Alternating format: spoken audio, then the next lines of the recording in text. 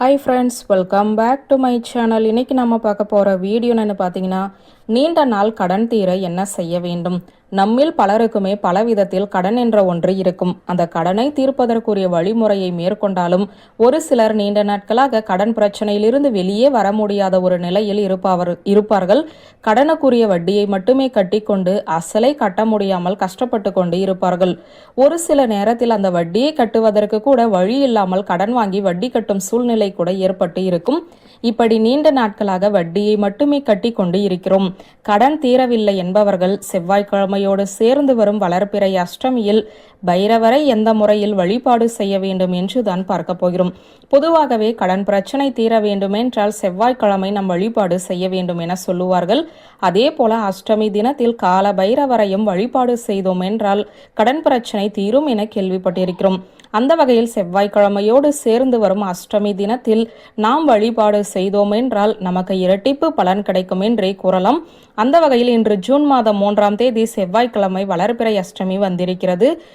இன்றைய நாளில் இந்த எளிமையான வழிபாட்டை செய்பவர்களுக்கு தீராத கடனும் தீரும். கால பைரவரை வழிபாடு செய்வதற்கு உகந்த நேரமாக திகழ்வது ராகு காலம் என்று நமக்கு தெரியும்.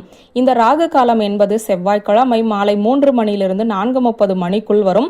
இந்த நேரத்தில் நாம் வாங்கிய கடனிலிருந்து அசல் தொகையையோ அல்லது அந்த அசலுக்கு உரிய வட்டியையோ கட்ட வேண்டும். அவ்வாறு கட்டி முடித்த பிறகு கால பைரவரின் இந்த ஒரு வரி மந்திரத்தை 27 முறை சொல்லிக்கொண்டே ஒரு வெள்ளை நிற பேப்பரில் எழுத வேண்டும். எழுதி முடித்த பிறகு அதை சிவபெருமானின் பாதத்திற்கு முன்பாக வைத்துவிட்டு அருகில் இருக்கக்கூடிய கால பைரவரின் வாகனமான நாய்க்கு நம்மால் என்ற உணவுப் பொருட்களை வாங்கி தர வேண்டும்.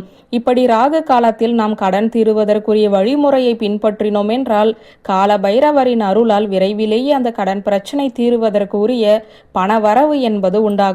இயன்றவர்கள் இன்றைய தினம் அருகில் இருக்கக்கூடிய சிவாலயத்தில் இருக்கும் பைரவரின் சன்னதியில் நடக்கக்கூடிய அபிஷேகத்தில் கலந்து கொண்டு புனுகு, ஜவ்வாது, பன்னீர் போன்ற வாசனை திரவியங்களை வாங்கி தருவது இன்னும் கூடுதல் பலனை தரும்.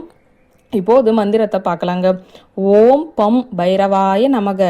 செவ்வாய்க்கிழமையோடு சேர்ந்து வரும் அஷ்டமி தினத்தில் முழு மனதுடன் கால பைரவரை இந்த முறையில் வழிபாடு செய்பவர்களுக்கு கடன் என்ற பேச்சுக்கே இடமில்லாமல் காணாமல் போய்விடும் என்ற தகவலை சொல்லி இந்த வீடியோவை நிறைவு செய்கிறேன். நன்றி, வணக்கம்.